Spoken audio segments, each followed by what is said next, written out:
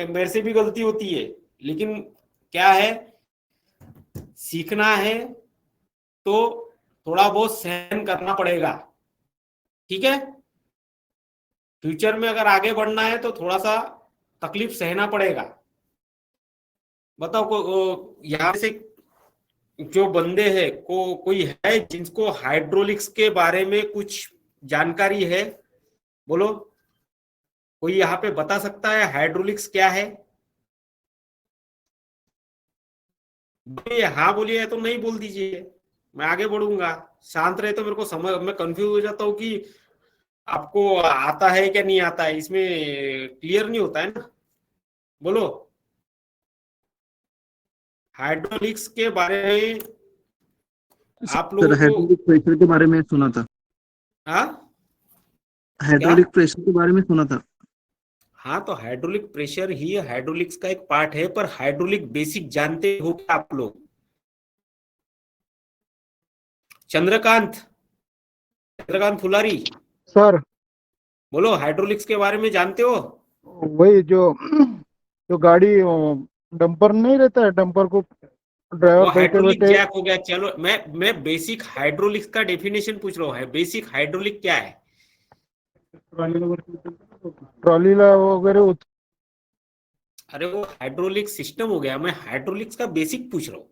अच्छा चलो ठीक है, कोई दिक्कत नहीं है। हाँ सर। और ज्ञानेंद्र, ज्ञानेंद्र लाइन पे हो? ज्ञानेंद्र,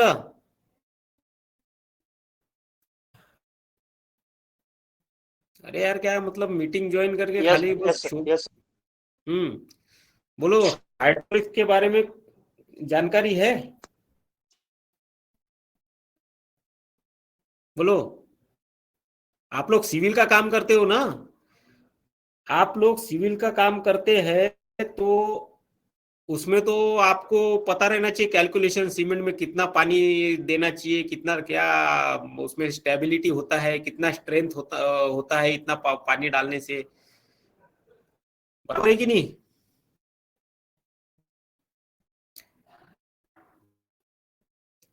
हितेश, हितेश दौड़ के चंद्रपुर से है ना? सर बोलिए। बोलो, हाइड्रोलिक के बारे में जानकारी है? हाइड्रोलिक के बारे में सर मैकेनिकल फंक्शन है ये, जो ऑपरेट करता है लिक्विड फोर्स के प्रेशर को। हाँ, अभी सही बोला। तो इसका बेसिक क्या है, मतलब अभी हाइड्रोलिक्स क्या है?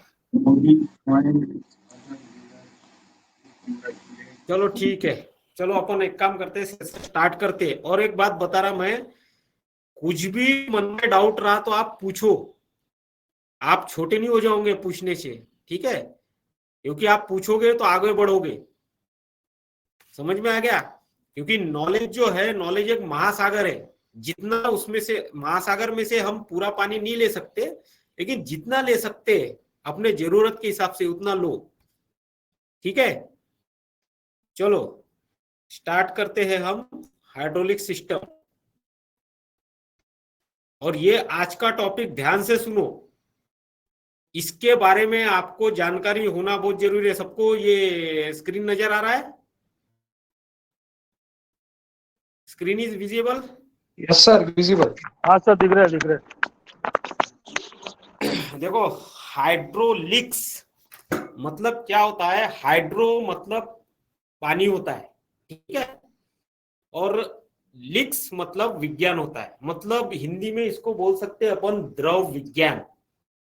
समझ में आ रहा है? द्रव के बारे में अध्ययन करना और उसको सूक्ष्म रूप से पता करना, उसमें प्रॉपर्टीज क्या है, उसका स्टैटिस्टिक क्या है, उसमें वो किस हिसाब से फ्लो कर रहा है, उसमें क्या प्रेशर लग रहा है, समझ में आ रहा है? उसकी वेलोसिटी क्या है, वो कितने कितने दूरी पर कितना प्रेशर से वो आगे बढ़ेगा, इस चीज के बारे में अध्ययन करना, उसी को हम हाइड्रोलिक्स कहते हैं। ठीक है, हाइड्रोलिक्स। अभी क्या है, ये हाइड्रोलिक सब्जेक्ट ऐसा है ना, इस पे जो भी स्टूडेंट्स इंजीनियरिंग करते हैं ना, अच्छे अच्छे स्टूडेंट्स, पता है क्या, के को लोहे के चने चबाने वाला काम लगता है हाइड्रोलिक्स बोले तो। ये तो बेसिक है, बेसिक आपको समझ में आ जाएगा, लेकिन इसके जो न्यूमेरिकल क्वेश्चन है ना वो बहुत दिमाग खाते हैं, क्योंकि हमको फॉर्मूले याद नहीं रहते। ठीक है, आज फॉर्मूले तो है नहीं, आज मैं ये एक पहला बेसिक हाइड्रोलिक्स के बारे में ले रहा हूं। नेक्स्ट टाइम पे हम लोग न्यूमेरिकल लेंगे जिसमें आपको फॉर्मूले भी रहेंगे। ठीक है, और ये चीजें आपको इतनी जरूरी है, यदि आप किसी कंपनी में अगर जाते हैं और आपको हाइड्रोलिक्स नहीं आता है, कंस्ट्रक्शन में तो आप चले जाओगे, लेकिन आप प्रोसेस प्लांट में जाते हो, पाइपिंग जैसे जहाँ पे गैस प्लांट होता है, रिफाइनरीज होता है, वहां पे आपको ये हाइड्रोलिक्स बहुत काम देगा। ठीक है, क्योंकि और आपने ये फ्लूइड मैकेनिक्स भी पढ़ा होगा। फ्लूइड क्या होता है? फ्लूइड जो होता है, दो चीज को हम फ्लूइड बोलते हैं। एक तो लिक्विड को बोलते हैं मतलब पानी, और दूसरा है गैस। ठीक है, अभी आपको एक चीज बता रहा हूं मैं। हमारे एनवायरमेंट में 3 अवस्थाएं होती है, स्थायु, द्रव, वायु। मतलब जड़त्व, उसको सॉलिड बोलते हैं हम, उसके बाद लिक्विड एंड गैसेस। जैसे पानी 0 डिग्री के नीचे जाता है तो वो ठोस फॉर्म में हो जाता है। ठीक है, और 0 डिग्री के बाद पानी कैसा है? लिक्विड फॉर्म में आता है। और एक्चुअल शुद्ध वाटर जो 4 डिग्री टेम्परेचर वाला पानी रहता है, उसका डेंसिटी हजार है, ये तो पता ही है आपको, 1000 मीटर क्यूब। ठीक है, तो ये एक स्टैंडर्ड है, समझ में आ गया।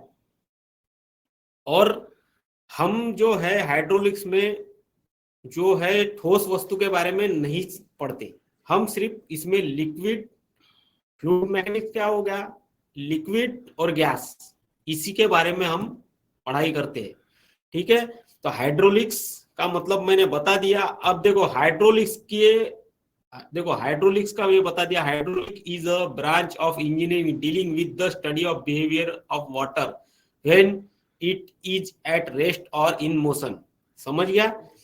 हाइड्रोलिक एक ऐसा ब्रांच है इंजीनियरिंग का जिसमें हम पानी को रेस्ट में और वो उसके गतिशील अवस्था में अध्ययन करते हैं, स्टडी करते हैं, उसी को हम हाइड्रोलिक्स कहते हैं। ये सिंपल डेफिनेशन है। तो मैंने जो बताया पहले भी, द्रव विज्ञान, हिंदी में द्रव विज्ञान बोलते हैं और इसमें हाइड्रोलिक्स बोलते हैं। ठीक है, यहां तक सबको समझ में आ रहा है? सबको दिमाग में भर रहा है ये जो मैं बताया है? बोलो। आप लोग हाँ बोलेंगे तो मैं आगे बढ़ूंगा। मेरे को ऐसा लगता है कि हाँ बोले तो सब लोग सुन रहे हैं। हाँ बोलो, समझ में आ रहा है? अरे बोलिए यार आप लोग। हाँ सर। ठीक है, अब देखिए हाइड्रोलिक्स के 3 ब्रांच होते हैं। ठीक है, हाइड्रोलिक्स के 3 ब्रांच होते हैं, ध्यान से सुनना। बेसिक चीज बता रहा हूँ, थोड़ा सा समय लगेगा, लेकिन कैसा है, मेरा बोलना ये कि आप लोगों के दिमाग में होना चाहिए। 3 ब्रांच कौन सी होती है हाइड्रोलिक्स की? हाइड्रोस्टैटिस्टिक, हाइड्रोकाइनेमैटिक्स और हाइड्रोडायनामिक्स। अब ये क्या है, थोड़ा से नाम मालूम है क्या, थोड़े से टफ है, लेकिन हमको याद रहने जरूरी है। ठीक है, हाइड्रोस्टैटिस्टिक, हाइड्रोकाइनेमिक और हाइड्रोडायनामिक। हाइड्रोस्टैटिस्टिक क्या है? जो भी पानी स्थिर अवस्था में रहता है, स्थिर बोले तो क्या बोलते हैं, पोटेंशियल। आपने फिजिक्स में पढ़ा है पोटेंशियल एनर्जी, काइनेटिक एनर्जी पढ़ा है ना आप लोगों ने। पोटेंशियल एनर्जी क्या होता है? उसमें एनर्जी मतलब संचयित होती है। जैसे वाटर अगर स्थिर रहा उसमें भी कुछ पोटेंशियल एनर्जी होती है। समझ में आ गया? मान लो, समझ जाओ कि मेरे पास ये पेन है। ठीक है, ये पेन अभी जमीन में रखा हुआ है, अब मैं पेन ये इस हाइट में लेके आया तो इसकी क्या है, पोटेंशियल एनर्जी बढ़ गई, ठीक है। और जब ये पेन मैं नीचे फेंकूंगा तो जब वो पेन जो है नीचे गिरेगा तो वो कौन सा है, काइनेटिक एनर्जी में बदल जाएगा। मतलब उसकी पोटेंशियल एनर्जी कम कम होते जाएंगी लेकिन उसकी काइनेटिक एनर्जी क्या होंगी, बढ़ेंगी। और आपने ये चीज सुना भी होगा फिजिक्स में कि जो ऊर्जा है वो खत्म नहीं किया जा सकता, लेकिन एक ऊर्जा को दूसरे ऊर्जा में रूपांतरित किया जा सकता है। ये तो आपने पढ़ा ही होगा, ठीक है। क्योंकि इंजीनियरिंग में, हाँ कोई कुछ बोला, किसी का कोई डाउट है? नहीं सर, यस बोल रहा था, यस। हाँ बोलिए बोलिए ना। नहीं सर, कुछ नहीं, मैं यस बोल रहा था, सुना है मैंने, वो बोल रहा था हाँ, यस। चलो चलो, यस। तो समझ में आ गया। ऊर्जा जो है वो हम ना खत्म की जा सकती है, उसको स्टोर करके रखा जा सकता है, लेकिन ऊर्जा जो है वो मतलब एनर्जी इंग्लिश में, एक फॉर्म से दूसरे फॉर्म में हम रूपांतरित कर सकते हैं। ये चीज आपको पता रहनी जरूरी है। आप इंजीनियर हो, अगर मैंने बोला कि साइट पे आप लोग सेफ्टी के बारे में क्या जानते हैं, तो आप लोग, और या फिर आपके यहाँ सेफ्टी इंजीनियर या आपके एसएसएल अगर साइट पे आते तो क्या देखते हैं, आप क्या बोलोगे, हेलमेट, जैकेट, सेफ्टी शू वो पहने हैं क्या नहीं है, हाँ हमारे साइट पे बैरिगेशन लगा है क्या नहीं लगा है।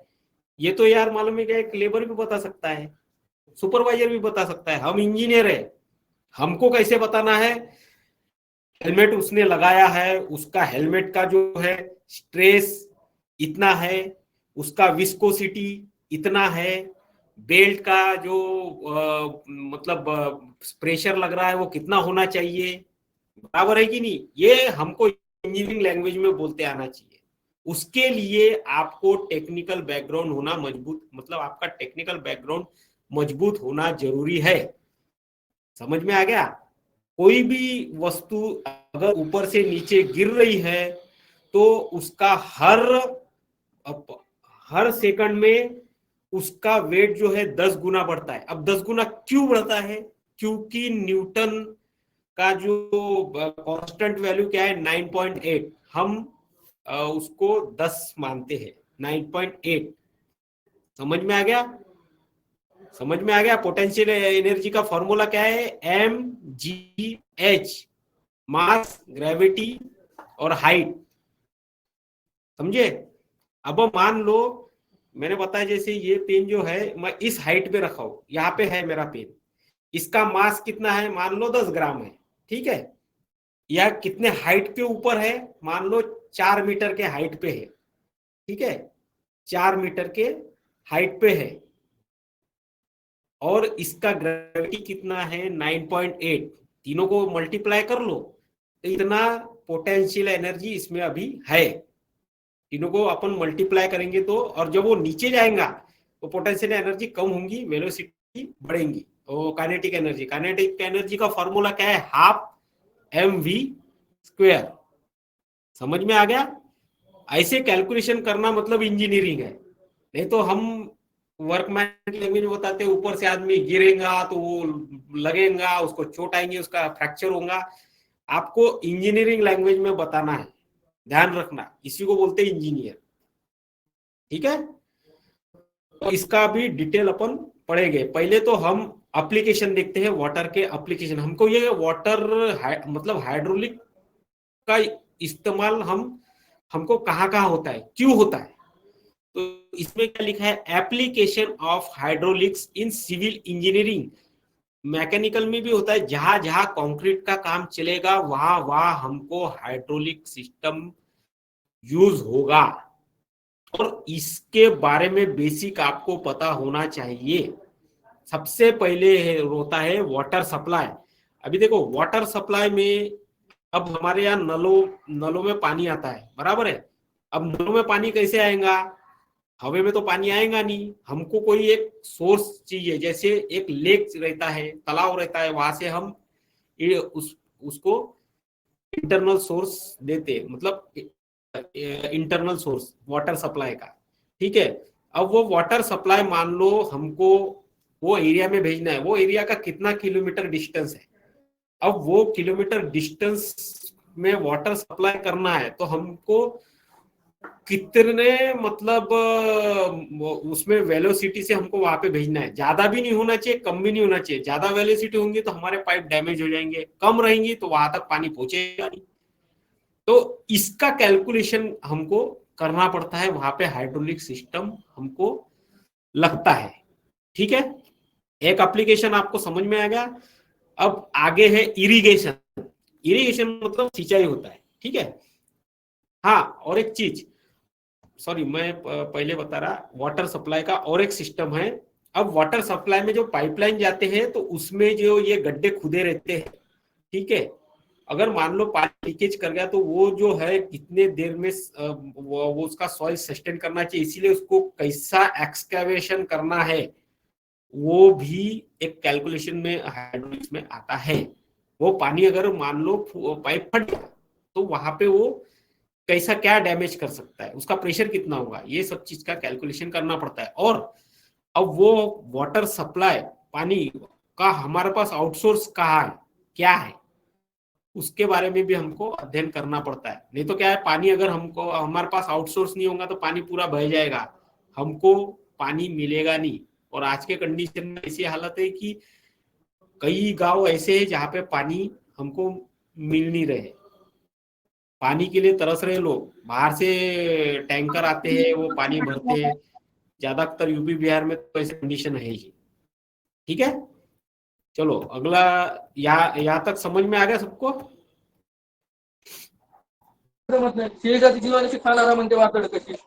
चलो अब देते हैं इरिगेशन। इरिगेशन मतलब सिंचाई, ठीक है। अब क्या होता है सिंचाई के दौरान, अब वाटर रिजर्वोयर करके रखना पड़ता है। अब पानी रहेगा, ऐसे एक ट्रेंच बनाते हैं जहाँ पे पानी को रखा जाता है। अब वो पानी में किस तरह का स्लोप होना चाहिए, उसमें कितना मतलब वाटर फिल कर सकते हैं, कितने लीटर में आएगा, इसका भी कैलकुलेशन करना हमको आना चाहिए। उसके लिए क्या जरूरी है, हाइड्रोलिक्स, है ना। ये जो है यहाँ पे पानी हमने जमा कर दिया रिजर्वायर में, फिर यहाँ से हम पानी क्या करेंगे, खेतों को देंगे। तो यहाँ पे हमको ये इसका ट्रेंच का हाइट कितना चाहिए, विड्थ कितना चाहिए, पानी किस फोर्स से आना चाहिए, और उसका फोर्स भी ज्यादा होना नहीं चाहिए। ज्यादा फोर्स हो गया तो क्या है, पानी हमको नहीं मिलेगा, बराबर है। तो ये सब चीज का कैलकुलेशन हमको करते आना जरूरी है, ठीक है।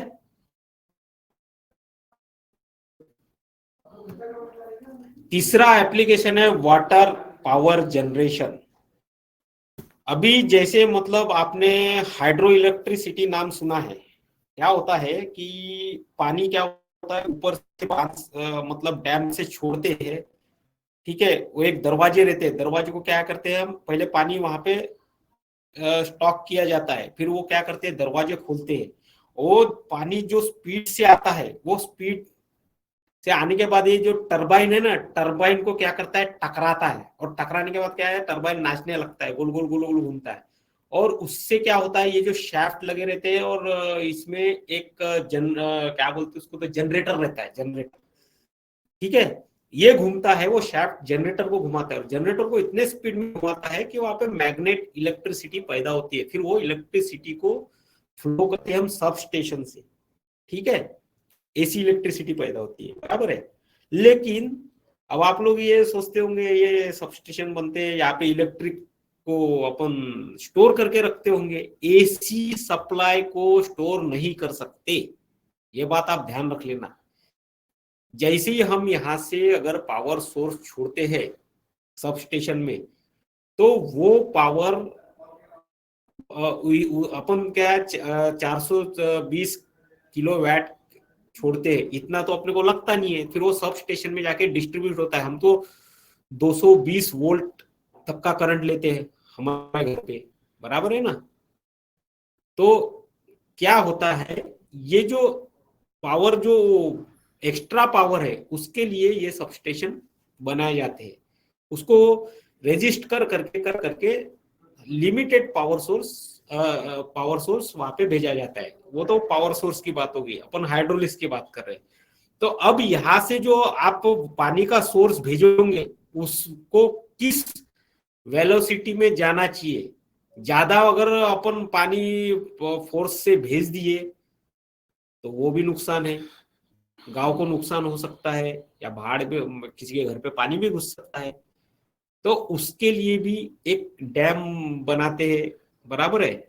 उसमें वो सब चीज कैलकुलेशन किया जाता है, कितने मतलब 1 सेकंड में कितने लीटर पानी फ्लो होना चाहिए। उसके लिए हाइड्रोलिक्स के फॉर्मूले के थ्रू इंजीनियरिंग की जाती है, फिर डैम बनाया जाता है। ठीक है, यहां तक सबको समझ में आ रहा है? समझ में नहीं आ रहा है तो एक बार पूछ सकते हैं आप लोग, और मैं गलत बोल रहा हूं तो मेरे को टोक सकते हैं, ऐसा कोई प्रॉब्लम नहीं है। मैं भी गलती कर सकता हूं, मैं भी इंसान ही हूं। ठीक है, अब आगे है रिवर डेवलपमेंट। अब क्या होता है, कई बार हम नदियों में पुल बनाते हैं, रिवर डेवलप, ये दिख रहा है पुल, यहाँ से ट्रेन जाती है। अब ट्रेन कितनी हेवी रहती है, उसमें कई सामान भर के आता है, उसमें ऑयल पेट्रोल सब जाता है, मालगाड़ी भी जाते रहती है इसमें से, बराबर है। अब उसके नीचे ये जो पिलर बनाए जाते हैं, और ये पानी के अंदर सोर्स रहता है, तो ये पिलर पानी के अंदर रह के कितना मतलब सस्टेन करता है, इसके बारे में भी अध्ययन किया जाता है हाइड्रोलिक्स के द्वारा। ठीक है, तो यहाँ ये एप्लीकेशन में हमको हाइड्रोलिक्स का यूज होता है। ये हम जो अभी पढ़ रहे हैं ना, ये एप्लीकेशन है, हाइड्रोलिक्स के एप्लीकेशन है। समझ में आ रहा है? ठीक है,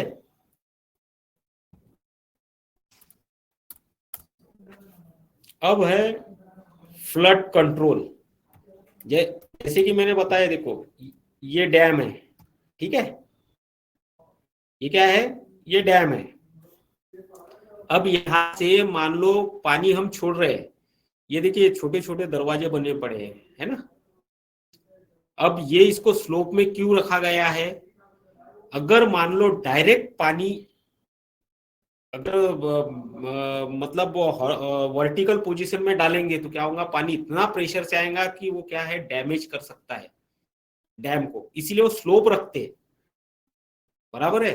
अब भाई आपको न्यूटन का शायद सेकंड लॉ पता होगा, ठीक है, कि कोई भी गतिज ऊर्जा को, अगर गतिज ऊर्जा अगर कोई भी चीज मोशन में है और उसको हमने रोक के थोड़ा सा उसका टाइम बढ़ा दिया, तो उसकी गतिज ऊर्जा कम हो जाती है और वो उसको हम इजीली कंट्रोल कर सकते हैं।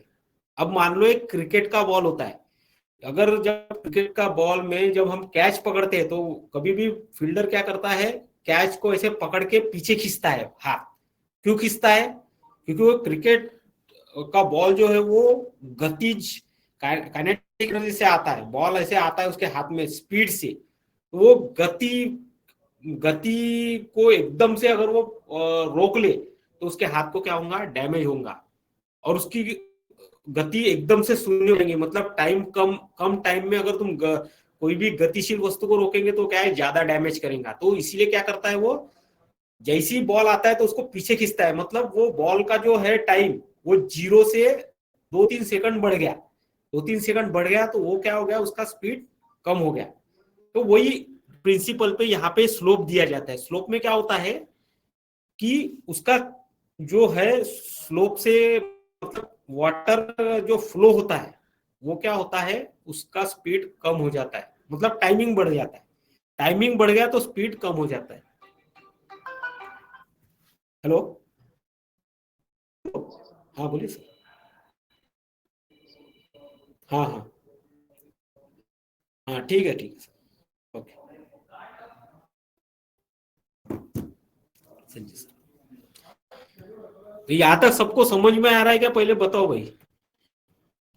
किसी को कोई डाउट है तो पूछो, नॉलेज शेयर करो, बेझिझक बात करो, यहाँ पे कोई टेंशन नहीं है।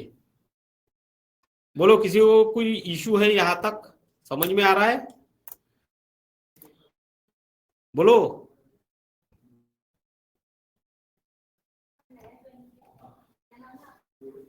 नीलेश नागड़े जी, पांडुरंग खुमकर, बोलो यार तुम लोग, समझ में आ रहा है?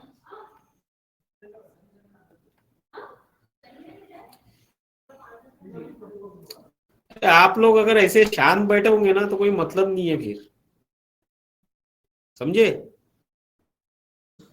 आप लोग बोलिए तो मेरे को ऐसे लगेगा कि मैं कुछ कर पा रहा हूं। समझ में आ रहा है सर। समझ में आ रहा है? यस। पूरा बेसिक समझ में आ रहा है? Yes sir. चलो ठीक है, अब आप लोग बोलते हैं तो आगे बढ़ते हैं अपन, ठीक है?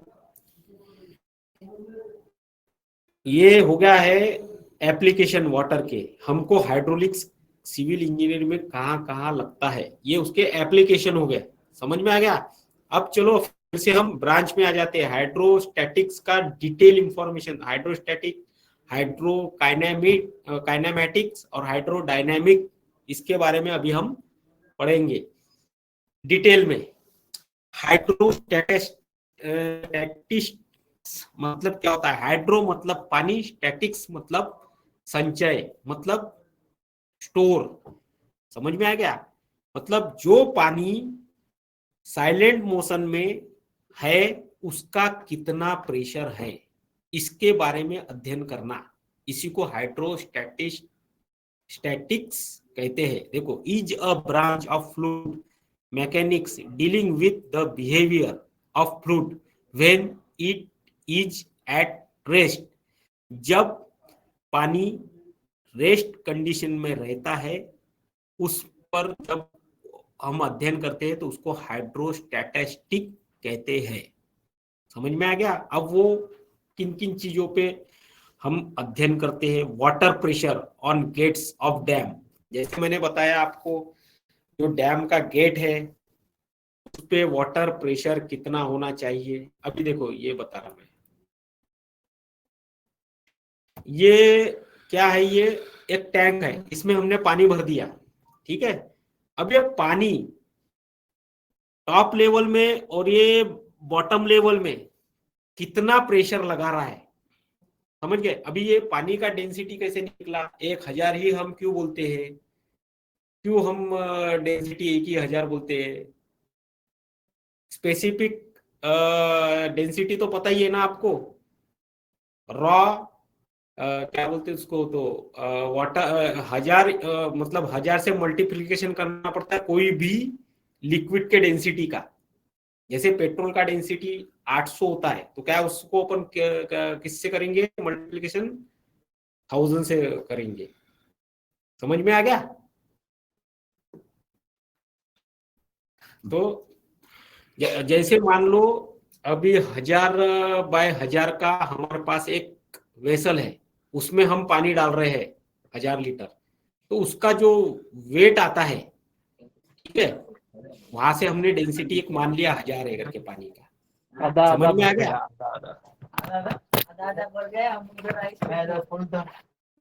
भाई आप लोग, मोहन साइलेंट, मोहन म्यूट हो जाओ। मोहन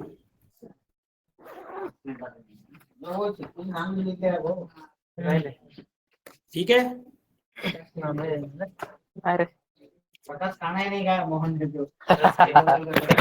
मोहन म्यूट हो जाओ, डिस्टर्ब हो रहा है।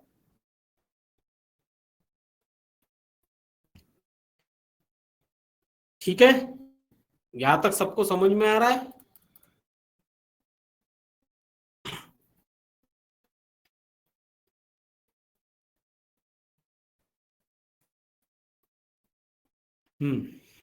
तो क्या है? Water pressure gates of dam, water pressure on side and bottom of water tank. जैसे कि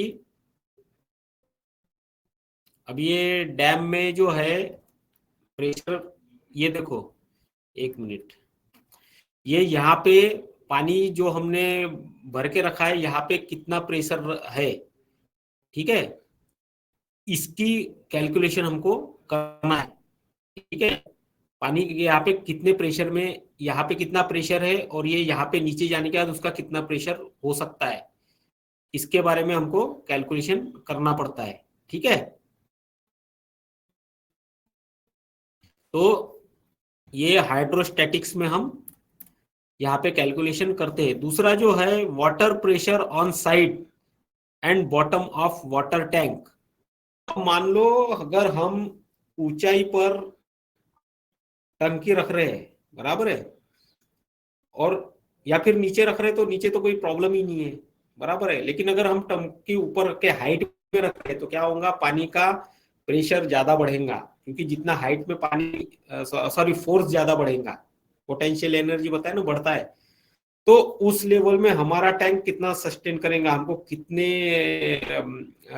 स्ट्रेस का टैंक हमको बुलाना जरूरी है, उस हिसाब से हम, या फिर उसको कितना वो सस्टेन कर सकते हैं, उस हिसाब से हम कैलकुलेशन करके वहां पे एक टंकी बनाएंगे ऊपर हाइट में। बिल्डिंग में रहते हैं ना वाटर टैंक रहते हैं सीमेंट के बने हुए, तो इसी बेसिक पे बनाते हैं। उसका साइड में कितना प्रेशर रहेगा, बॉटम में कितना रहेगा, ये सब चीज का कैलकुलेशन हम करते हैं। ठीक है,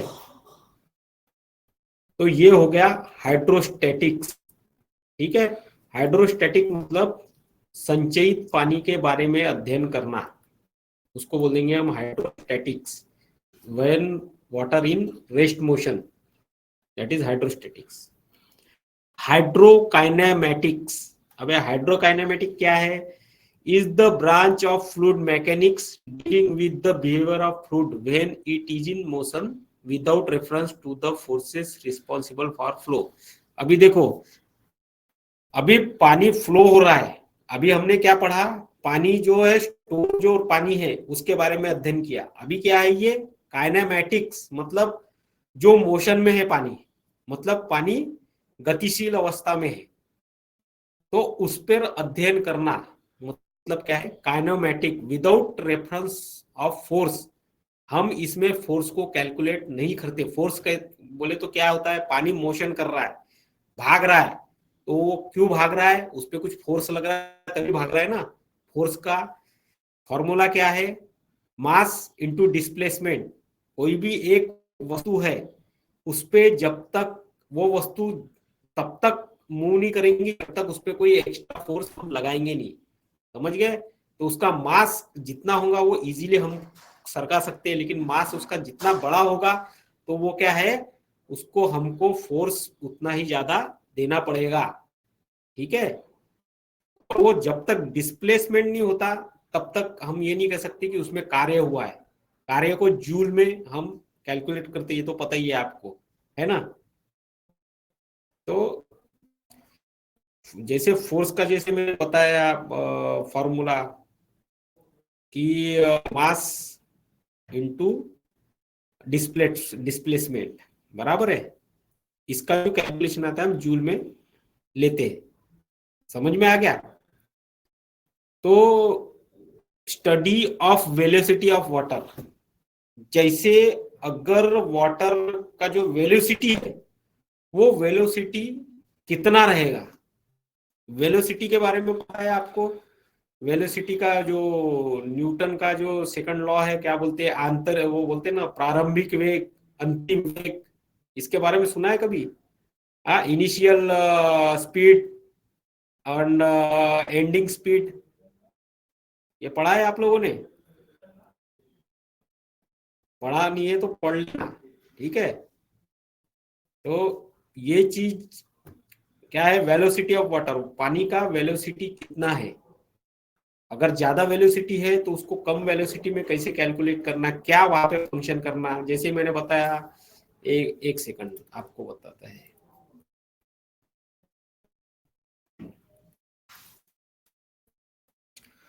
जैसे मान लो ये पानी वेलोसिटी में बह रहा है, फुल फोर्स में, मतलब इसका स्पीड जो है, पानी स्पीड में आ रहा है। अब इसका स्पीड कितना होना चाहिए, समझ गए। हमको मान लो 5 किलोमीटर तक भेजना है, तो 5 किलोमीटर तक जाने के लिए हमको क्या करना पड़ेगा, इसका फोर्स बढ़ाना पड़ेगा, मतलब उसकी वेलोसिटी बढ़ानी पड़ेगी, बराबर है। तो उस वो कितनी वेलोसिटी होनी चाहिए, फिर वहां पे पंप लगाना पड़ेगा हमको, ठीक है। वो पंप लगाने के बाद फिर वो उसको आगे बढ़ाना पड़ेगा। मतलब हम क्या कर रहे हैं, उसको बेस क्या ले रहे हैं, पंप और मोटर, इसी को ले रहे हैं ना। तो उस पे हमको वाटर का वेलोसिटी पता करना है, कितने वेलोसिटी में हम आगे तक पहुंच सकते हैं। ज्यादा भी नहीं होना चाहिए, कम भी नहीं होना चाहिए, एकदम लेवल, मतलब उसका एवरेज लेवल रहना चाहिए वेलोसिटी का। Study of acceleration of water, उसका मोशन मतलब उसका जो भार है वो मतलब जाएगा, वो कितने सेकंड में कितने दूर जा सकता है, इसके बारे में हमको अध्ययन करना है, ठीक है। हाइड्रोडायनेमिक, अभी क्या देखो, पहले हमने पढ़ा हाइड्रोस्टैटिस्टिक, वो क्या है, जो पानी, रुका हुआ पानी है उसके बारे में अध्ययन करना, मतलब हाइड्रोस्टैटिस्टिक। और जो मोशन में है पानी, मतलब गतिशील अवस्था में, उसके बारे में अध्ययन करना बिना फोर्स के रेफरेंस के, मतलब वहां पे फोर्स को हम कैलकुलेट नहीं करते, हम खाली गति के बारे में सोचते हैं। तो वह उस के लिए हमको काइनेमेटिक मतलब काइनेमेटिक ब्रांच में वो कैलकुलेशन किया जाता है, खाली वेलोसिटी का, ना कि फोर्स का इसमें कैलकुलेशन किया नहीं जाता, ठीक है। अब तीसरा है हाइड्रोडायनेमिक। हाइड्रोडायनेमिक क्या है, इसमें सेम चीज है हाइड्रोकाइनेमेटिक जैसे ही, बस इसमें हमको क्या जोड़ना है, हमको जोड़ना है इसमें हमको वो प्रेशर जोड़ना है। मतलब पानी का वेलोसिटी तो हमको लेना ही लेना है, लेकिन वेलोसिटी के साथ हमको, वेलोसिटी कैसे होगा, जब उसमें फोर्स लगेगा, प्रेशर लगेगा तभी उससे वो गति बढ़ाएंगे ना। तो गति बढ़ाने के लिए हमको कौन कौन से फोर्स इस्तेमाल करने पड़ेंगे, हॉर्स पावर का मोटर लगेगा हमको, बराबर है, कितने हॉर्स पावर का मोटर चाहिए, वो सब इसमें कैलकुलेशन किया जा सकता है, ठीक है। तो इसमें क्या है, is the branch of fluid mechanics dealing with behaviour of fluid when it is motion with reference to the force responsible for flow. समझ में आ गया, इसमें क्या बोला है कि पानी का वो बिहेवियर या फ्लूइड का, कि जिसको हम फोर्स को रेफरेंस मान के उसकी गति और मोशन का कैलकुलेशन करते हैं, उसी को हम हाइड्रोडायनेमिक ब्रांच में सम्मिलित करते हैं। समझा, ये इसका मतलब है hydrodynamic. For example change in pressure, यदि मान लो आपको ऐसे लग रहा है कि प्रेशर कम है, तो उसका प्रेशर कैसे बढ़ाना है, उसका कैलकुलेशन होता है। फ्लो थ्रू ओरिफिक, जैसे मैंने बताया कि पंप, मोटर, कोई भी ऐसे सोर्स रहता है, समझ गया। एक मिनट, जैसे देखिए, ये देख रहे हो, ये कार को जो है वेलोसिटी से मार रहा है, मतलब फोर्स से मार रहा है पानी से, समझ में आ गया। तो जो अब ये क्या रहता है, यहाँ पे जो रहता है ना, यहाँ पे खाली पानी, पता है क्या, वहां पे मतलब सिर्फ फ्लो होता, मतलब आता है पानी, और मतलब ऊपर से सिर्फ हवा दी जाती है, इतनी स्पीड में हवा रहती है ना, एयर, तो पानी को क्या है, वो वैक्यूम करता है, खींचता है। अभी आपने बर्नौलीज थ्योरम शायद पढ़ा होगा। हम लोग जो खड़े रहते हैं, हम लोग क्यों खड़े रहते हैं, क्योंकि हमारा आगे पीछे जो एटमॉस्फेरिक प्रेशर जो लग रहा है वो कितना है, 1.3 बार, पीछे भी हमारा 1.3 बार है, आगे भी हमारा 1.3 बार है। अब यदि मान लो कि जब हवा की गति, जब हवा जो है ना गति से आती है ना, कोई भी गति से, तो वहां का जो प्रेशर होता है वो कम हो जाता है। बर्नौली थ्योरम में ये चीज है, समझ में आ रहा है। तो एक एग्जांपल बताता हूं मैं, यहाँ पे कागज तो नहीं है, एक एग्जांपल बता रहा हूं मैं। मान लो जब आपको एक कहा जाता है कि जब भी ट्रेन स्पीड में आती है ना, तो उसके पास मत खड़े रहो, वरना वो ट्रेन खींच लेती है। ये चीज आपने सुना होगा। तो क्या होता है, वो ट्रेन इतने स्पीड से आती है ना कि वहां का जो एटमोस्फेयर रहता है ना 1 बार का प्रेशर, उसको वो क्या है कम कर देती है, 099 कर देती है। तो इधर का जो प्रेशर अपना पीछे का जो प्रेशर रहता है 1 बार में रहता है, तो क्या होता है इधर का प्रेशर कम हुआ तो सीधा ढकेल देती है वो ट्रेन में। अब एक टीन का एग्जांपल रहता है, जब आंधी तूफान आती है, जब आंधी तूफान जोर से आती है, तो पहले तो क्या है, वो टीन जो वहां पे लगा है अपने घर में, टीन जो है अपने घर के ऊपर जो लगा है, वो ऊपर से भी उस पर 1 बार का प्रेशर लग रहा है, एटमॉस्फेरिक प्रेशर 1.3 बार का, नीचे से भी 1.3 बार का प्रेशर लग रहा है। पर लेकिन जब हवा तेजी से आती है तो वहां का प्रेशर कम हो जाता है, मतलब 1.3 बार है वो 0.9 में हो जाता है। तो नीचे का जो है 1.3 बार वो क्या करता है, ऊपर उठा देता है, उसको ऊपर उठाता है, तो ये तो स्पीड में रहता है, तो मारता है साले को सीधा, क्या होता है टीन आगे बढ़ जाता है, फेंक देता है वो। ऐसे ही ये कैलकुलेशन है। इसमें क्या होता है, ऊपर से खाली हवा भेजते वो फोर्स से, और नीचे क्या होता है पानी रहता है, तो पानी क्या करता है, वहां का एटमॉस्फेरिक कम हो गया तो वैक्यूम करके ऊपर जाता है, और जैसे वो ऊपर जाता है देखता है तो साला जैसी हवा दिखता है तो वो पानी उसको जम से मारता है, तो ये क्या है, वेलोसिटी से बाहर आता है पानी। तो ये वेलोसिटी से जितनी तेज गति से पानी आएगा तो वो क्या करता है, जितने भी वहां के पार्टिकल्स है सबको हटा देता है पानी। समझ गया? तो वो क्यों इतने स्पीड में आ रहा है, क्योंकि उस पे फोर्स लग रहा है। समझ में आ रहा मैं क्या बोल रहा हूं, मैं इतना एग्जांपल क्यों दे रहा हूं, आपको समझ में आना चाहिए। आपने प्लेन देखा होगा, प्लेन क्यों हवाई जहाज क्यों उड़ता है, उसमें क्या है, 4 प्रिंसिपल लगते हैं, ठीक है, लिफ्ट, वेट, ड्रैग, समझ में आ रहा है, लिफ्ट, वेट, ड्रैग और थ्रस्ट। समझ में आ रहा है क्या मैं क्या बोल रहा हूं? क्या होता है, प्लेन में एक क्या बोलते हैं उसको, एक ऐसा वो पंखा रहता है, उसका शेप जो रहता है थोड़ा सा सी शेप में रहता है, सी शेप मतलब चपटा सी, ठीक है, ऐसा। तो क्या रहता है, ऊपर से मतलब वो ऐसा यू शेप में रहता है और नीचे प्लेन रहता है। अब क्या है, प्लेन जब इतने तेज गति से जब भगाते हैं ना, तो जब ट्रेन के जो मॉलिक्यूल्स है उसके वो क्या करते हैं, उसको मारते हैं, तो नीचे का जो प्रेशर रहता है वो 1.3 बार का रहता है, वो पंखे के नीचे का, मतलब वो जो क्या बोलते हैं उसको, मेरे को नाम याद नहीं आ रहा, वो ऐसे फैन के आजू बाजू जो रहते हैं, उसको उसमें क्या करते हैं, नीचे जब वो स्पीड में चलता है ना तो ऊपर का भाग थोड़ा सा कर्व रहता है, नीचे का प्लेन रहता है। तो जब वो हवा उसको मारती है तो क्या होता है, कर्व वाला भाग जो है ना, वो हवा क्या होता है, अब वो भी उसी स्पीड से आगे जाएंगी, और नीचे वाली हवा है वो भी उसी स्पीड से मतलब थोड़ा कम। जैसे मान लो अभी मेरे को एक जगह जाना है, 10 बजे का टाइम है, ठीक है, और मेरा घर 10 किलोमीटर दूर है, और मेरा फ्रेंड है उसको भी उसी जगह जाना है, उसका जो मतलब दूरी है 5 किलोमीटर है। तो वो क्या करेगा, वो थोड़ा सा आराम से गाड़ी चलाएगा क्योंकि वो जल्दी पहुंच जाएगा, लेकिन मेरे को कैसा है, उसी 10 बजे ही पहुंचना है, मैं थोड़ा सा गाड़ी क्या है स्पीड में चलाऊंगा।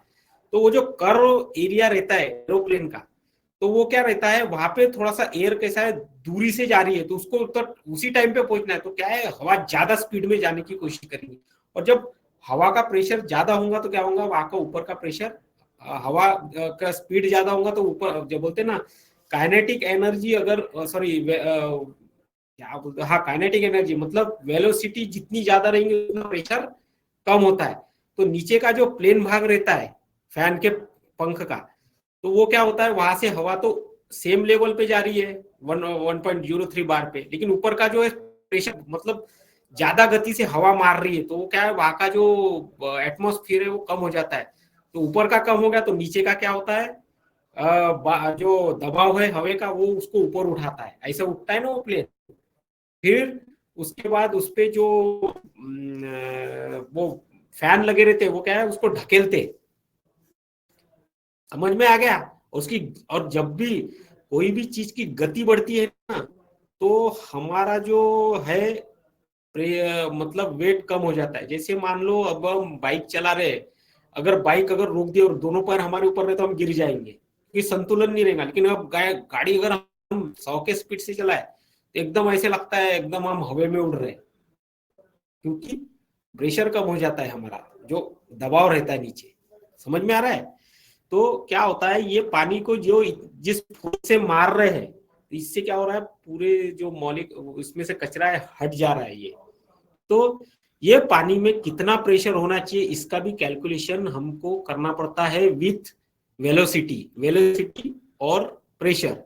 इसके बारे में कैलकुलेशन हम काय में करते हैं, हाइड्रोडायनामिक में। ठीक है,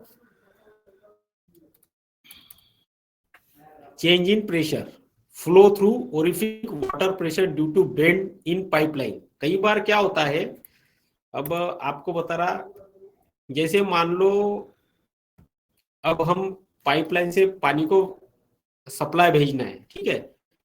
अब वो पानी का प्रेशर कितना है, उसमें कितना प्रेशर देना चाहिए, कितनी वेलोसिटी होना चाहिए ताकि वो पाइप पानी को सस्टेन कर सके। नहीं तो अगर ज्यादा स्पीड से भेजेंगे तो क्या होगा, जो उसके पाइप्स है वो डैमेज हो जाएंगे, फूट भी सकते।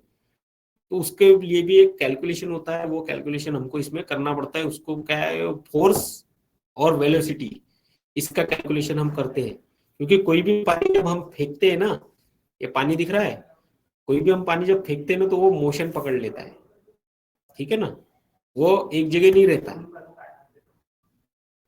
और वो पानी में वो मोशन में कौन सा फोर्स लग रहा है, वो फोर्स का कैलकुलेशन हाइड्रोडायनामिक में किया जाता है। ठीक है, ये था अपना आज का हाइड्रोलिक्स का पूरा सब्जेक्ट। अब बताइए, यहां तक सबको समझ में आया क्या मैंने जो बताया?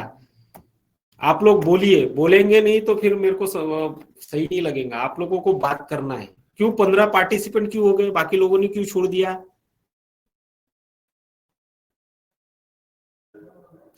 बताइए, यहां तक जो मैंने बताया आप लोगों को समझ में आया क्या? बोलो।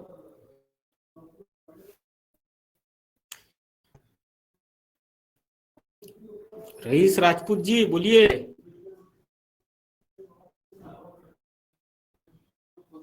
बोलो। सबको हाइड्रोलिक्स समझ में आ गया?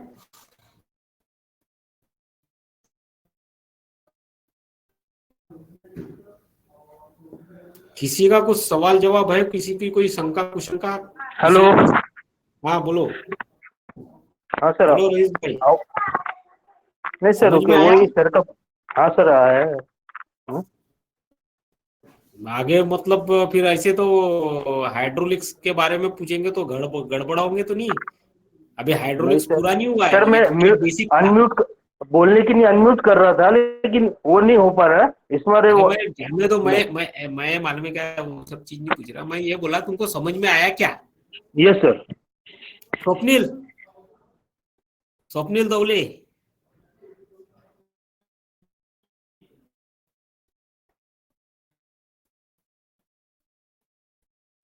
अरे यार कोई बोल ही नहीं रहा। संकेत खेरनार।